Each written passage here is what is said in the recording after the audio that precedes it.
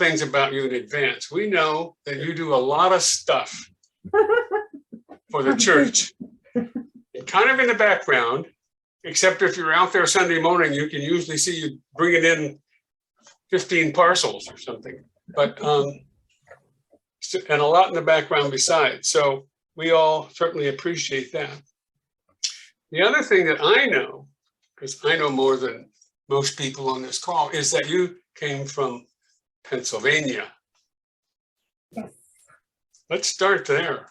What part of Pennsylvania? Okay. Yes, I was born and raised, but early years of my life in right outside Philadelphia, in Glenside, actually, in Glenside, Pennsylvania. My dad's parents were Italian. They came from Italy, so he was a first generation born here. And my mom's family, a couple of generations before that, had come from England. So I'm squarely into the white European background ancestry. I was the spiritual influences in my life. I was raised in the Methodist church, although my parents weren't actually. They sent us to Sunday school, so we kind of went to Methodist Sunday school and, you know, joined the church when we got a little old. My sister and I have one sister, and so we did that. And then I went away actually to college, to a Methodist college. So that influence continued through until after I graduated from college. And then I went to Lycoming College in Williamsport, Pennsylvania. My degrees in psychology, but my practice has been in social work. Although I did do a little bit of counseling, psychology stuff at one point, but mostly it's been social work. For the welfare department in Pennsylvania, at the mental hospital in Pennsylvania, and then I met my husband Frank. We went to Lancaster, Pennsylvania, because he was working in Harrisburg. So I was working in Philadelphia, he was working in Harrisburg. We were commuting back and forth from Lancaster. And at Lancaster, I went to Millersville College and got a master's degree in psychology. And worked in mental health center there too. And then we started having kids. And eventually I was working for a little while, and then I stopped working when the kids were little. And then I went back to school and got a law degree. So my experience after that, I worked part-time. So wait a minute now. So why would you jump from sociology or to psychology to law? Where I don't know. I don't see that bridge. How did that happen? Well, actually, when I was very little, very young, my dad had the mythology in the family was that he had wanted to be a lawyer, but he could not afford to go to school, even college. He couldn't afford to do that because he had to work to take care of his family. And so he never followed through on that goal. And I don't know exactly, I don't think there was any kind of pressure on me to be a lawyer at that point, but I always thought when I was really little that I wanted to be a lawyer. And then I was in third grade, and I don't know what prompted it, but at some point I was looking at the blackboard and sitting in the classroom, and I thought to myself, oh, I can't be a mother and a lawyer at the same time. So I guess I can't be a lawyer. I'm just going to be a mother. And then when I went off to school, I went into psychology. That was my, that was my thing. Never thought about law again until we got involved in we were living outside Philly, and there was a conflict we got into with a contractor who didn't finish work on the property, and I was going to sue him we had paid him, and I was going to sue him for the money back. And in the process of that, I had to file a complaint and go through the formal process. And when I started doing that, I realized, oh, wait a minute, I can be a lawyer, maybe. I'll go to law school and we'll see. Huh. So I guess that's lucky that you ended that terrible contract. Yeah, you know how things work out. You always think it's, yeah. So you did never your know. dad himself ever sit you down and say that he wanted to be a lawyer? It was I just a don't rumor. remember that. No, I just remember Sure that that was kind of the story. And he couldn't go to school, and I think he would always resented the fact that he didn't get to do, to go to school. Although he was successful, he was a businessman, and he was successful doing that.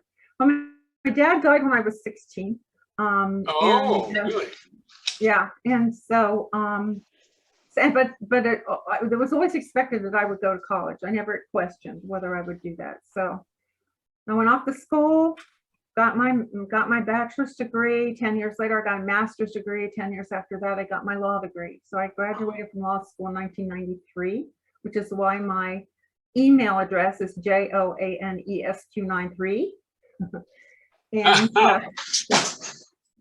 so during that 10 years, so did you were working the whole time you were going to school or not? I wasn't working. No, I worked until through the master's degree, and then when I started having kids, I stayed home with them. So while they were little, my girls were about 12 or so when I was going to law school. 10 to 12, 13. I went to law school part-time. It was a 4-year part-time program. So I graduated from law school. I worked I worked part-time as a child advocate, representing Kids Independency Court. And then when my husband retired, he retired when he was 52. He retired, and so we were traveling and whatever, so I kind of have not practiced law since then. I'm on a retired status in Pennsylvania, but I still have the degree. I could go back to it if I wanted to do some kind of volunteer stuff. Anyway. So if we want to sue Trump, we can just go with you to Pennsylvania and. Really, that's right. No, I didn't ever do that kind of law, but now, now it's just kind of my experience, my background. That's it. I don't really practice it. I'm not one of those. Actually, my son went to the stock store today and he saw a pair of socks that says something about "trust me, I'm a lawyer," and I'm not thinking, that's not what I'm gonna do. So anyway, but when my kids just before I went to law school, all my children were enrolled in a Quaker school. We had started at a Quaker meeting when they got to be of an age where I thought, where they started to ask questions about religion. And I wanted them to be in a space where they could question and get answers for themselves. And so we started with a Quaker meeting, and I worked at the Abington Friends School as a development director for a couple of years. And then I went back to law school, or I went back to law school. And then, like I said, I stopped, I kind of stopped working. We came to California because Talia had graduated from college and she came out here. And we thought, we have some kids on the East Coast, some kids on the West Coast. We'll spend some time both places, but the weather here and the ability to play golf is what really attracted my husband. So we ended up, first of all, coming out here visiting for, maybe several months after Christmas while it was winter in Pennsylvania. And then eventually we moved out here and lived. And you were living in the city, I think. We were in the Presidio, yep. We had a little efficiency apartment for a year or two, and then needed more space than that. So we rented a place in the Presidio, and we're there for a couple of years, and then decided now I just need to have some space with it. I can fix up myself if I want to. So we moved to Green Bay. We're in Marin now, and then Trump was elected, and I said, I need to find some people who are like-minded and active and, join the resistance here. So then I ended up, and actually at the time, Talia too was looking for a space where her kids could, where she could have them exposed to some spiritual kind of development and have them explored too. And so we came to UU Marin. And so maybe everybody doesn't realize that Talia is your daughter even. I'm not Yes. sure. But Yes. Talia and her two children, beautiful children, but they were most every Sunday. So Yep, they come. They're very much involved and very happy with the program that we have at the congregation. And I didn't join right away. I don't really see much one way or the other. It wasn't that I didn't want to join. It wasn't that I really wanted to join. But then I joined a couple years ago.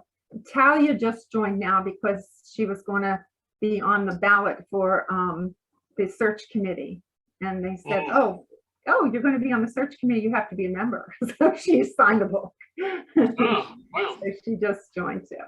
So Didn't you say you went to Oakland for a while or something? Or? we had gone to, actually I had gone to the, not for a while, I just went over to the Quaker meeting there. But it's a very small meeting and they have no first day of school program, and it just didn't really seem to suit us. But I started, once it's funny because I got involved with the congregation. And I don't remember the exact timing of things, but I went to the retreat. What's going on? I went to the retreat, and one of the programs there was a 70th anniversary celebration thing, and I went in there, chatting about what kinds of things we might do. And Cap Raymond said, "Oh, would you want to co-chair this?" And I said, "Sure, why not?" So I kind of got involved in doing. I went to social justice meeting, and there was nobody taking minutes, and it was always like, "Oh, who's going to do this?" And I said, "Well, I can do that." So I started taking this, and now I'm the secretary of the social justice. I just kind of got involved in doing things because there was something, someone would say, "Oh, this needs to be done," and I think, well, I can do that, so I'll, get involved and do it. It seems the things that I really enjoy doing, I really get appreciation for from the congregation, and so it's kind of a mutual fit. Mm-hmm. Yeah. Great. Yeah. So go back to Pennsylvania, all the way back to Pennsylvania, and you were in college for 4 years, I guess. Yep. And you were there sort of full-time, maybe you had a side job or something, but you were full-time college for 4 years.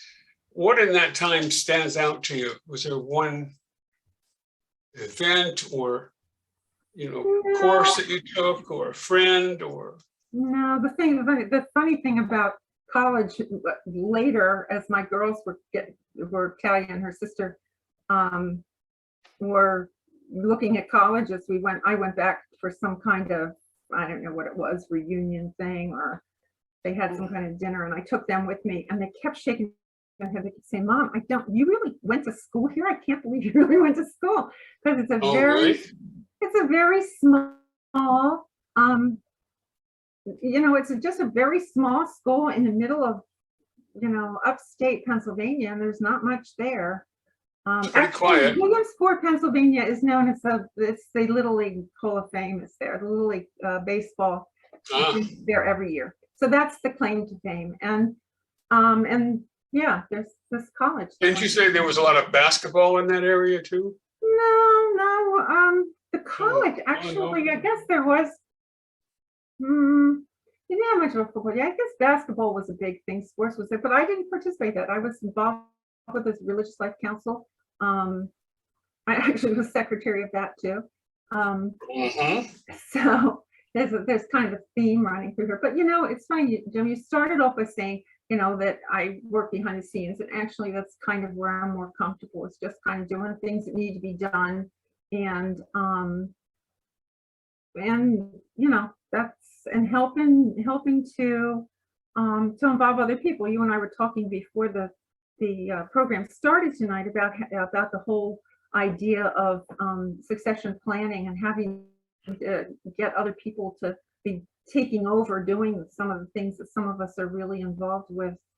I mean, I take the minutes for the social justice committee, but anybody can actually do that job, and I'm perfectly willing to have somebody else do it too. So, but it's a matter, I think, of trying to get encourage other people to be involved and to take and do that kind of stuff. And so that's kind of where I am too with all of it. The only thing I do, actually, I do a couple of other things other than church stuff. I play golf twice a week, regularly with people from the Presidio Golf Club. It was mostly women, and we play over at the Fleming course in San Francisco. And I just started a couple weeks ago playing with some people from the church on Tuesdays. And now, hopefully, I'll get into it regularly, and I'll be playing 3 times a week. I do reading with children at San Pedro School. It's through a program for the AARP, and it's to help little ones. They're in 1st grade. Help them with improve their reading so that they can. Is it 1st grade? Yeah, they can get up to grade level. And the other thing I do is I'm a block captain for the neighborhood response group. So if there's the idea of that program is to help the neighbors just right around. It's like small sections of neighborhoods, but to help the neighbors prepare in case there's a situation, something earthquake or something where we have to shelter in place, that we're prepared to do that, or that we can help each other with that. So I'm a block captain. So how did you get involved with the 1st grade kids? How did that work?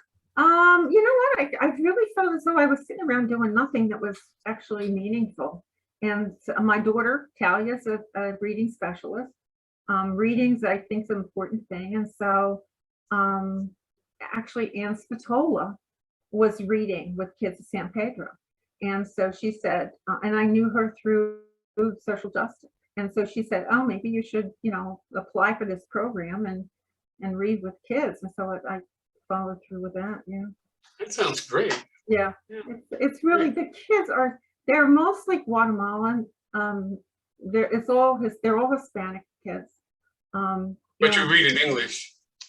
Yes, I have to read in English because I don't speak Spanish.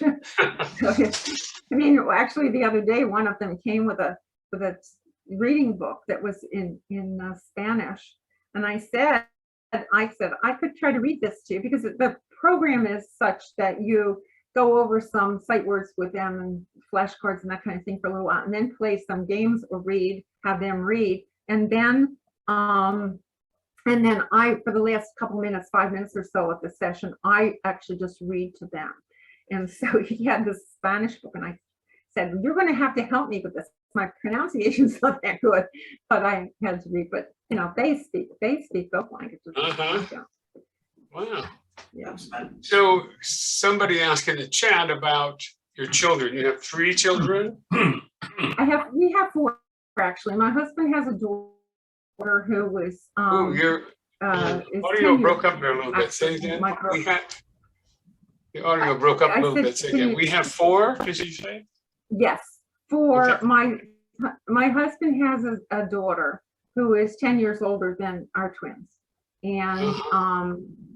And then we have the twins, and then I have a son who's 2 years younger than that. So yeah, my girls just turned 42, and my son just turned 40 this year. Yeah. And which one's in Pennsylvania? My stepdaughter's in Pennsylvania. She's got 3. We actually have 7 grandchildren with an 8th on the way. And the 8th one's going to be a little girl, so we're going to have 4 girls and 4 boys. Oh, a balancing act. Yeah. So your son's in Houston. He's been there quite a while? My son's been in Houston for just about a year or 2 years. When he was little, we used to go to a shoe store in this mall, and in order to get to the mall and come home, we went past this dump, and there were always trash trucks there, and he'd always say, when I grow up, I want to be a garbage man. I kind of always thought, well, maybe there's a little higher kind of goal you could set for yourself here. But anyway, he is actually a trash man. He works for 800 Got Junk. He manages a couple of the franchises in the Houston area, and his franchise, the Houston franchise, was the #1 franchise in the organization this past year. And he just got the top award for production in the company. So He's loving. Moving on. He loves junk. He knows junk. And he's well with it. So he's a Well, junk person. hope we can recycle some things. Okay. They do recycle some stuff, particularly here in I mean, each state has their own laws, but here in California, they're really pretty strict about the stuff they have to, they have to separate it out and dispose of it in certain ways. Yeah. Yeah. And at that one point, Joan, you said that you were the development director at a school. That's a Mhm. Quaker school, is that right? Mhm. Yeah. That sounds like a pretty big job. Is Yeah, that- I mean, but I mean, fundraising is something that, that's another kind of aspect of career stuff that I did. I didn't do it for too long. It was a couple of years, and It was full time. I'm sorry? It was full time. It was full time though, the job. Yes, yeah, that job was full time, yeah. So I did that and learned a little bit about development stuff, which is why the stewardship committee is something that, kind of fits with me too. So marketing, law, and psychology, all three. Yeah. Huh. Yeah. Okay. So that's me. That's you. Okay. What about questions? Anybody have a question? You can put it in the chat, or you can ask it. You can unmute. Okay. Carol's got a question. She always has a question. Here she comes. What do you like about golf? I mean, Doug's a golfer, but I love hearing what it is people love about a specific sport. Did you get into it because of Frank, or were you always drawn to it? No, I mean, I had golf clubs and kind of took a lesson. And what I don't like about it is playing 18 holes. It takes too long, and so I only play 9 holes. And actually, I think my body just likes that length of time and space. But I mean, what I like about it is that you're out in the fresh air. Golf courses are beautiful for the most part, and you're with people who are. I mean, you can be with people who are miserable, but you don't have to be. And I usually go, it's usually like 3 or 4 people, 3 other people who I enjoy being with. And so, it's that social. And it's funny because the women's group that I play with in the city, our thing, golf is like a means to an end. It's a means to us getting some exercise and having lunch together. So that's that's really the exercise I get is that. And I walk with some people from the church on Thursdays. We have a little, and I'm not a hiker. Margie is a hiker, and so is Sally Schroeder, and so is Linda Klein. And they dumb it down, and so is Karen Albright, and they dumb it down for me. So they usually do the easier way. No. They usually Don't do believe a the word easier of it. I hear a problem here. Yeah.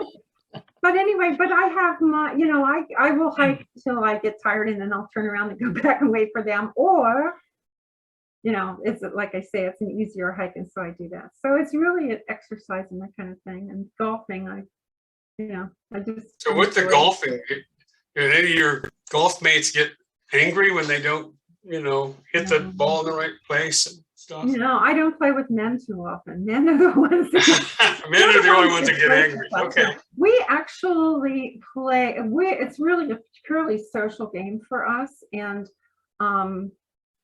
so sometimes, most of the time we don't keep score.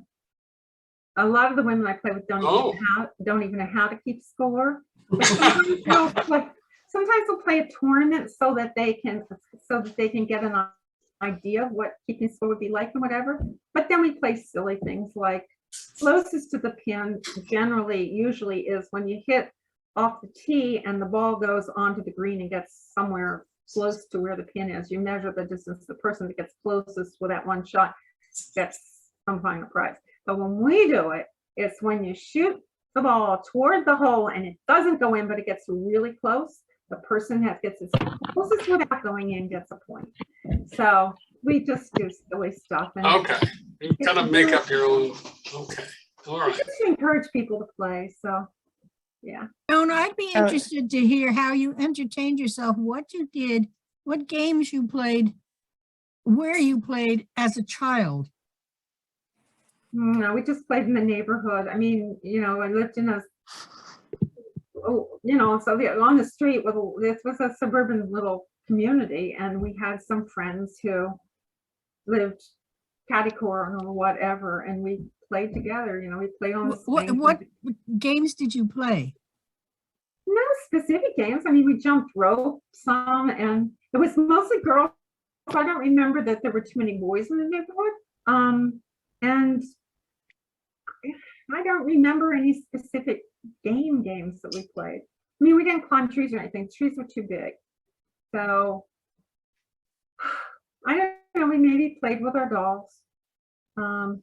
Joan, I just wanted to say, do you realize that where you're doing the reading in San Pedro, I taught there and I taught at the others. San Pedro is the poorest school in San Rafael. And so basically what you're doing is you're really helping out the very poorest school and helping them. They had a program, they've had a program for a long while there.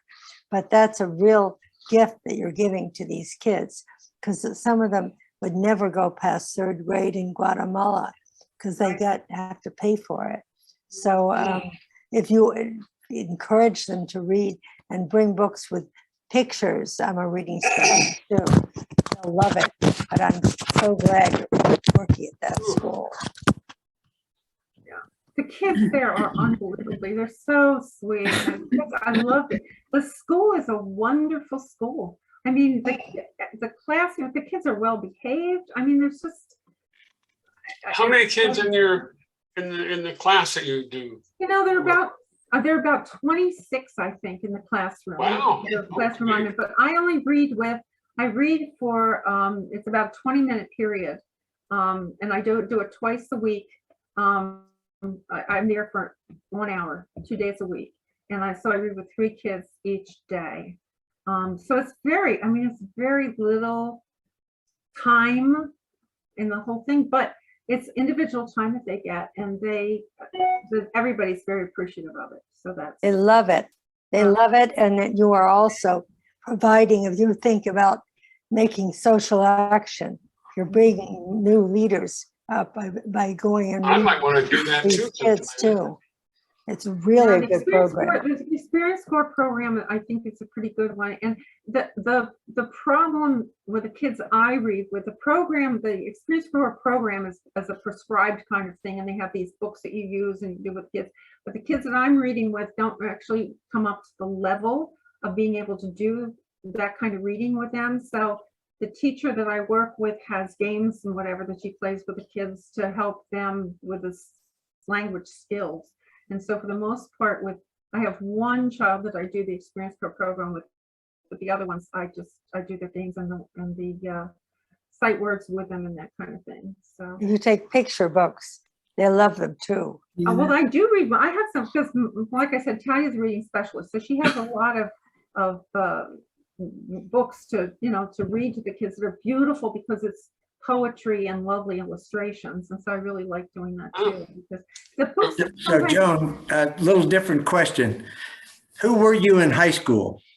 Were you involved in student politics? Were you a cheerleader? Were you playing on the golf team? Who were you in high school?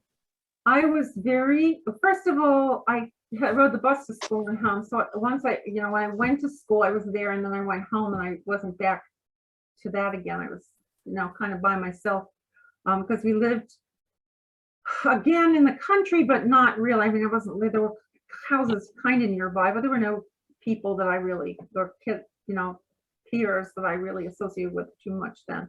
I was on the debate team. And basically that was really the extracurricular thing that I did.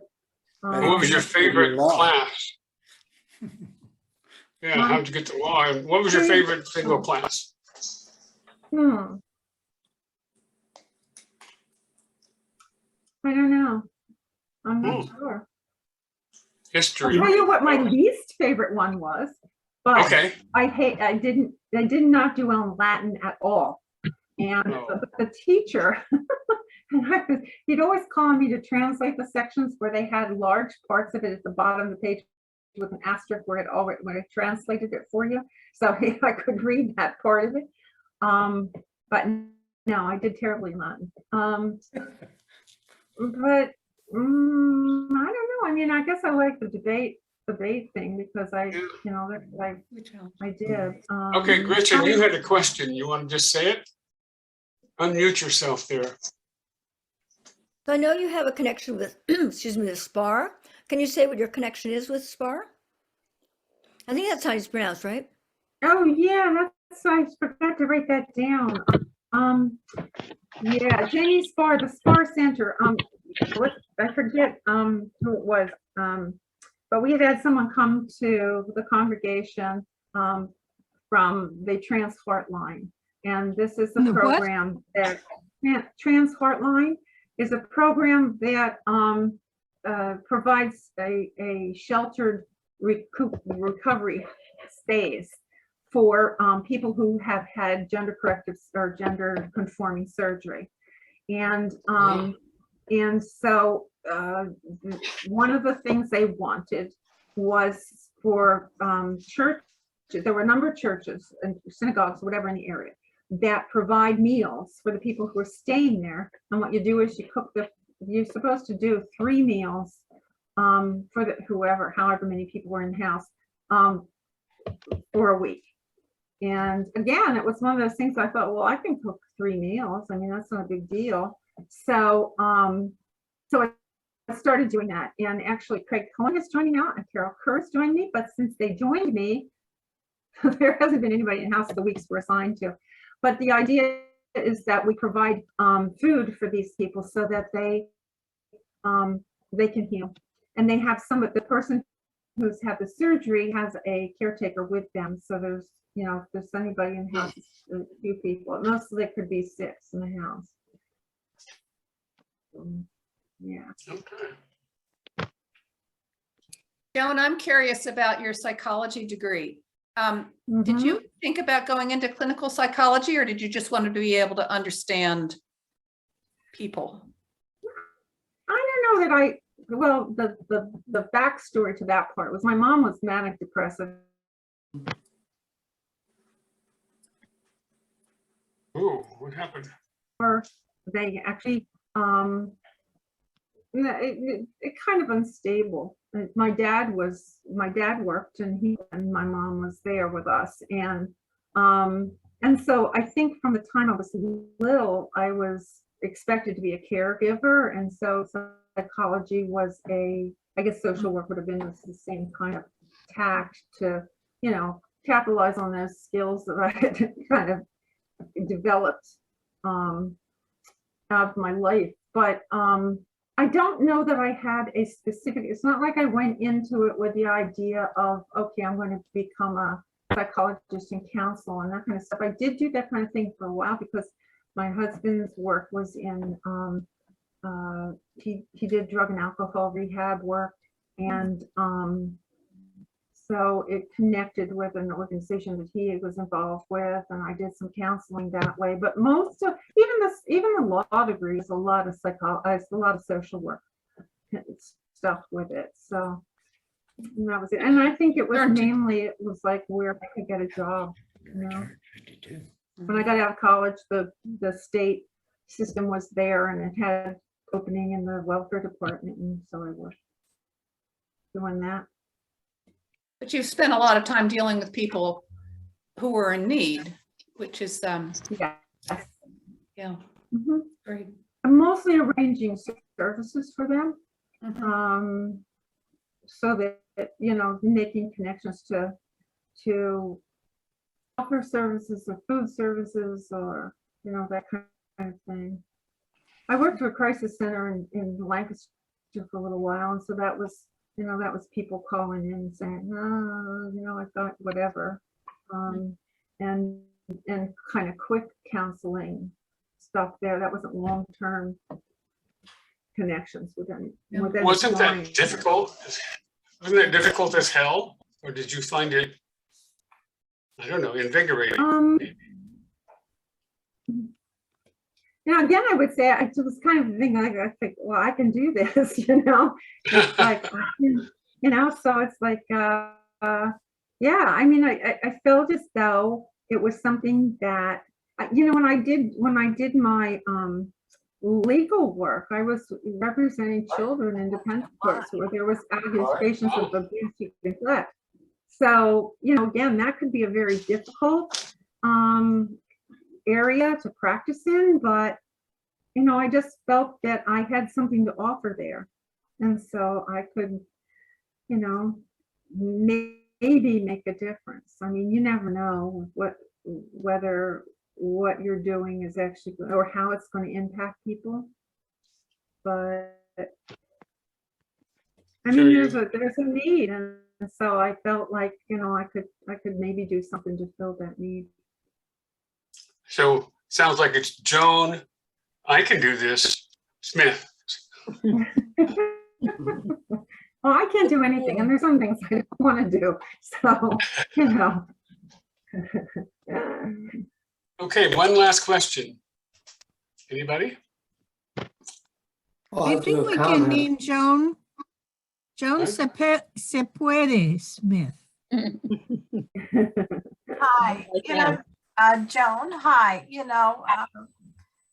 I admire Joan working on my hospitality and serving coffee, and I got to know Joan there. So, but what I do know about her, and Craig does too, what a beautiful knitter.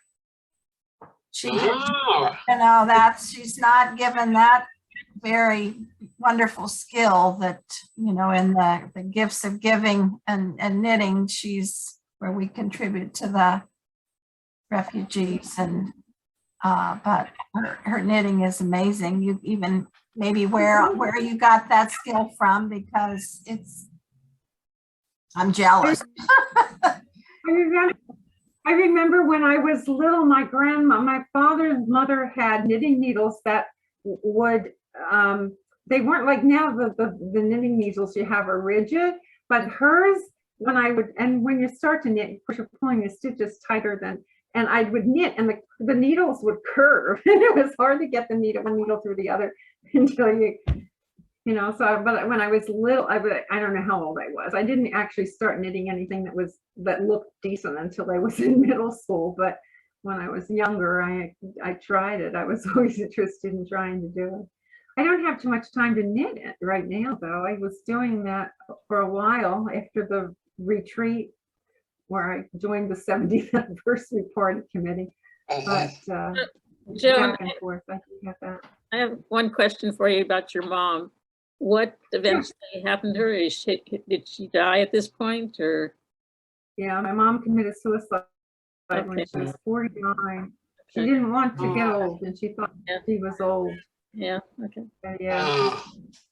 sorry about that. How old were you, Joan, when that happened? I was about 22. Mm. I was So your out dad of died college when you were, 16. your dad died when you were 16 and your mom when you were 22 or something. Yeah. Dick, did you want to say something? Did I hear you or not? Dick Park? No? Okay. Anyone else? No, if you asked me to say anything, I would say it is such a pleasure always working with Joan on whatever task we're working on. Yeah. She's there, she's sharp, she's good on details. Totally. And just a wonderful person to work with. Yeah. And I look forward to more of that now that we're both on the search committee. Yeah. Aha. Sure. Yeah. I'm And so we'll glad be in you are. touch with all of you because we want to know what your thinking is too. We should Yeah. give Joan an award as best all-around helper in the church. Anything you want. I think she already got a few awards for that. So, How okay, well, let's, What are, one of the themes has been, I can do that. And I guess Latin is one of the things you say you can't do, but are there other things that, or long can't do. hikes? Anything else that you think I don't do that? I'm sorry, what did you say the first thing was? Well, so often you say, well, I can do that, and you take on a new task. But you did mention that you don't do Latin and you don't do long hikes. And she doesn't want to serve on the board. Yeah. That's what I was just gonna say, Janice. Somebody said to me, oh, you'd really be good on the board. oh, you're cut off again. Maybe I would, but I have absolutely not something I want to do. No. Actually, I really prefer to work kind of behind the scenes. It embarrasses me when I get the award stuff. Because, everybody's important. Everybody does something that's valued. And yeah. And Some more than others. 6 out of 10 what I'm doing, it's with a committee or something. It's not me.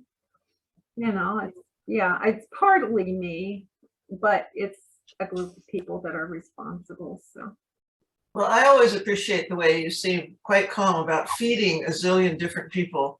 I'm really glad that's one of the things that you can do that. right. That's amazing. I would not be calm. I'll tell you. Yeah, me either. Nani, it's so good to see you out in Hawaii. Yeah. How are you, Nani? Wow. Yeah, hi, Nani. Thank you for getting this started, Nani. Yes. True. Well, thank you for remembering. Yes. Yes. I'm enjoying staying in touch in this way with quite. Right. Joan, I have one more question. Where did you get your excellent design sense, or is it just kind of intuitive? You just kind of have a sense of how things work together? I'm not exactly sure what you're saying with the design thing. I don't know. Somebody had once said to me something about, you see kind of the big picture. So I think that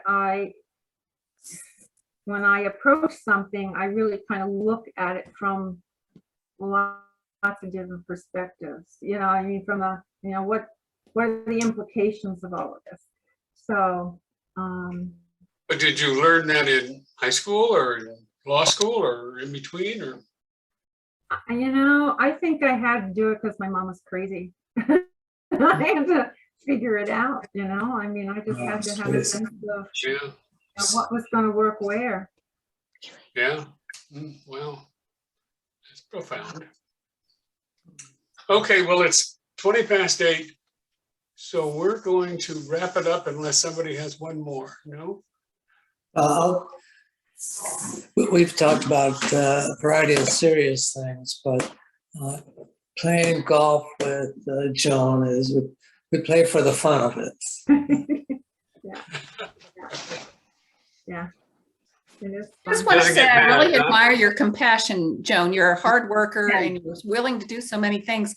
But when I hear about your family life and what you the hard things that you went through, you just reach out to want to help people that maybe need it the most. And it's really a very admirable thing that you've turned what, for many people would have been very difficult experiences and would turn inward, that you've turned outward in terms of trying to help. And I think it's wonderful. Thank you. Well put. Yeah, I think I do see myself. We all experience our own, situations, but I do think that I also have a sense that, my experience isn't special in that regard. So other people have gone through similar things in similar ways and the same kinds of emotional distresses. And so, so I think I'm kind of open to that sense of, it's like you can say, why me? But my question that came out of that was, why not me? I mean, I'm not, there's no reason why I should be exempted from some of this stuff, so. Interesting. Mhm. Wow. The Well, one thing I I didn't just- say, the one thing I didn't say, and, you know, I sometimes feel, because when we were in the group of the people that are going to be doing the search, and we went around, and there was some comment that a couple of people, Craig Cohen and John Eller, both have 2 boys, and it was like, oh, you have 2 sons, you have 2 sons, and I said I have 1 son, but I actually had a second son. My first child was a little boy, and he died when he was 2.